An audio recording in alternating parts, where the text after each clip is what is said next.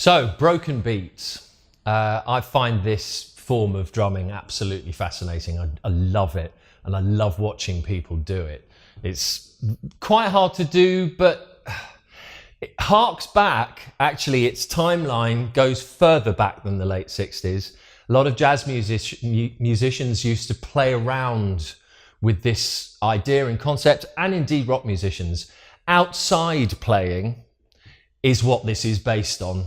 So if you've got a line of time, you're manipulating it and owning it and working outside the timeline all the time. However, the modern form of broken beats, which was invented by the soul musician D'Angelo, who was working with Amir Questlove Thompson, who I've mentioned before. What he was trying to achieve, he was wanting to bring hip hop and fuse it with his soul music, and he wanted the rhythms and attitude of hip hop. Hip hop often used messed up beats to create a flavor that was unusual and popped out of the radio and made you listen. So Questlove found a way of playing live drums for the Voodoo album, D'Angelo's Voodoo album, which came out in 2000, found a way of playing so that he was playing loops, but it sounded like a drum machine with the SMPTE turned off, with the time code turned off, so that it was shifting and weird all the time on purpose, but then it looped properly.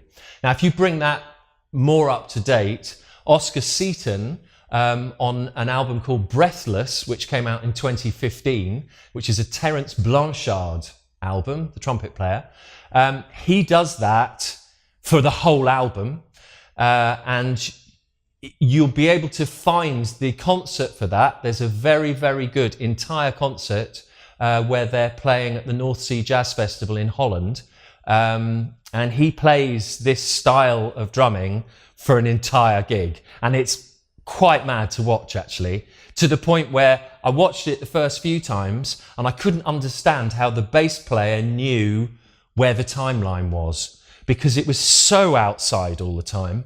But when you get used to it, it's actually really quite a beautiful form of rhythmic creation. So in explanation of it, what it really is it's funk rhythms. So it goes back to the Amen break and rhythms of that ilk, the late 60s funk and soul rhythms. And it's cut up again, like dubstep and drum and bass before it, but it's got to sound broken. It's got to sound like it doesn't quite fit. The other element that I like playing around with is to play it in a linear way. So what you heard me do at the beginning of this video and what I'll show you now and in the performance at the end is it's particularly effective if there's not too many drums and hi-hat or cymbals playing at the same time. It works best if you can see the thing as a linear piece, and so that nothing's quite joined together, and then it's really effective, and it should feel slightly jarring but still cool. And the idea is that you should be able to sort of feel the pulse inside it, but it should always sound a bit broken.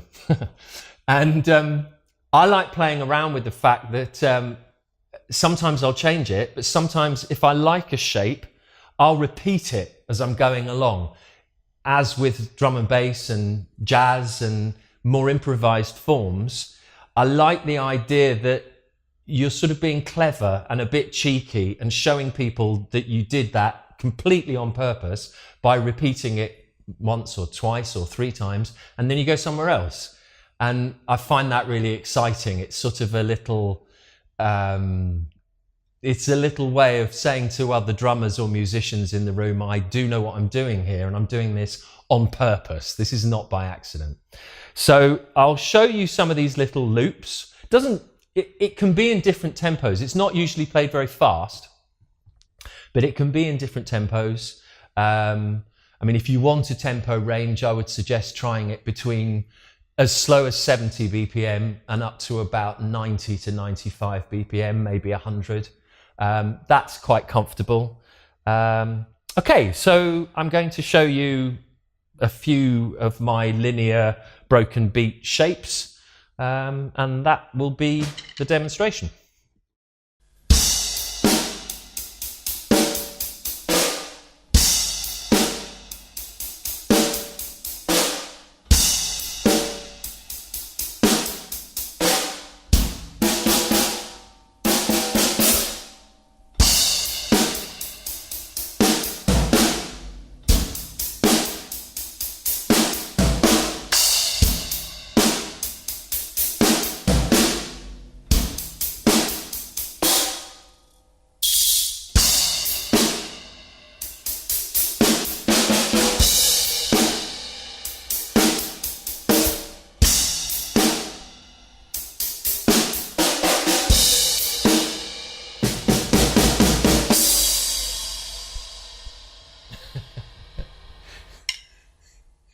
I love that. I could do that all day. I really enjoy playing this.